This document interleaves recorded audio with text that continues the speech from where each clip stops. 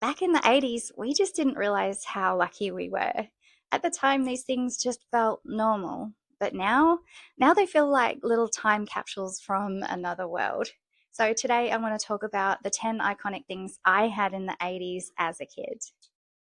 And I'd forgotten about some of these. And after writing this, there are some that I actually really miss.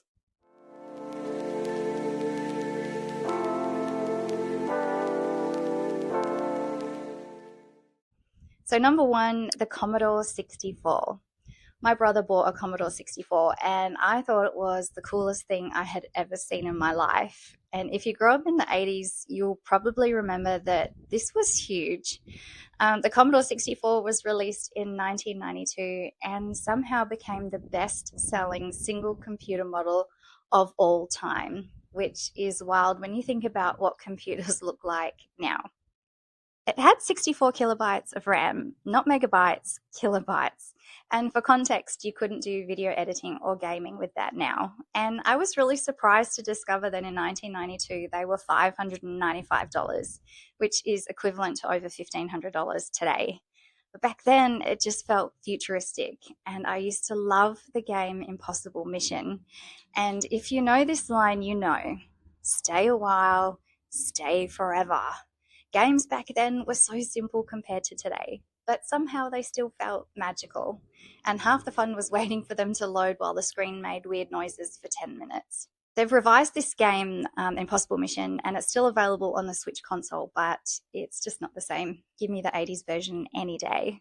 Number two was my pink Panasonic boombox. I absolutely loved that thing. I'd sit in my room at night waiting for my favorite songs to come on the radio so I could record them onto cassette tapes. And you had to be fast. The second the DJ started talking over the intro, it was ruined. Kids today will never understand the stress of trying to stop recording before the announcer started speaking again at the end of the song. And I used to record myself pretending I had my own radio show. Maybe that was the beginning of YouTube for me. Maybe. Number three, cassette tapes. You had to rewind and fast forward them with an actual button. Sometimes the tape would unravel and you would sit there carefully winding it back in with a pencil like a tiny surgeon trying to save a life.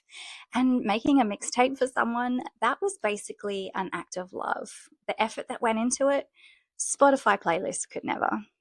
Number four, my Dinky Diary. I loved my Dinky Diary. I remember feeling so grown up owning one. And for anyone who didn't have one, they were these tiny little lockable diaries that felt incredibly private and important, even though most of us were just writing things like, best day ever, Mum bought me the Teenage Mutant Ninja Turtle pizza, or my teacher hates me.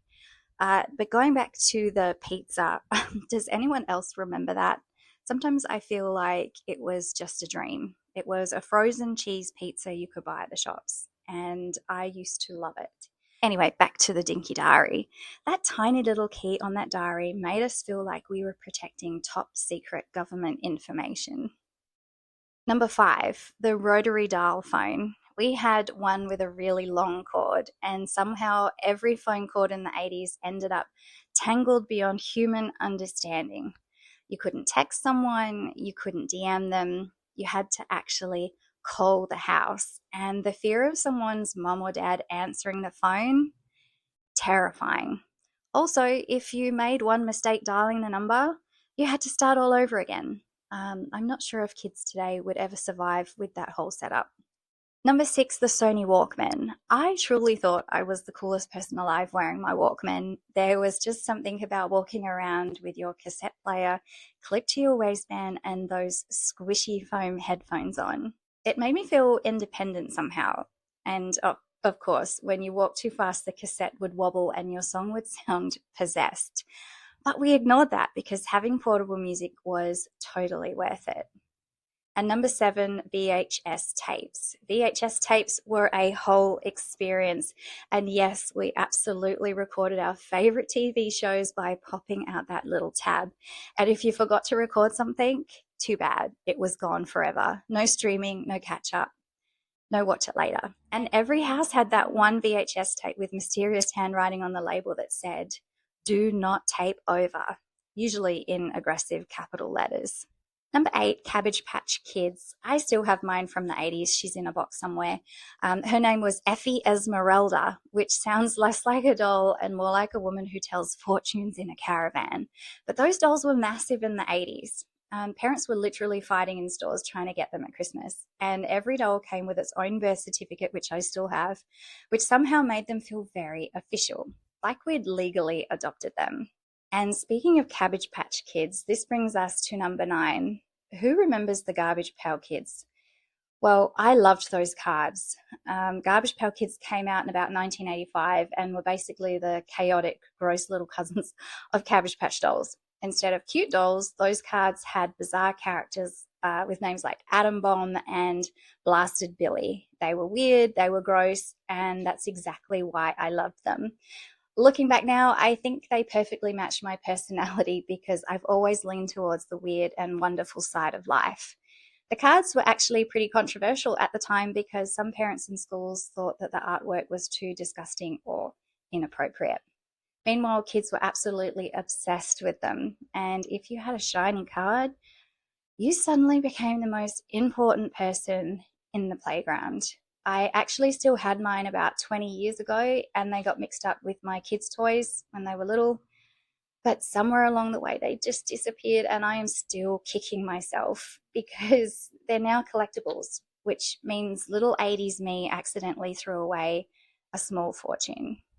And finally, number 10, my purple Hypercolor shirt. I was obsessed with this shirt. If you never saw one, Hypercolor t-shirts change color with heat. So if someone touched your shoulder, it changed color when they touched it. At the time, this felt like absolute space age technology. Looking back though, it mostly just revealed where you were sweating, which is a lot less glamorous than I remembered. But in the late 80s and early 90s, these shirts were peak fashion. I thought I looked amazing. Of course, none of these things felt retro at the time. They were just our normal everyday lives. But looking back now, there was something really special about the 80s. Things felt slower, more exciting somehow, and maybe a little bit more magical. So now, I'd like to know, what's one thing you had in the 80s that you'll never forget? Tell me in the comments because I guarantee there'll be things I completely forgot about until someone mentions it. And I love that kind of nostalgia. Make sure to subscribe to the channel for more nostalgic content.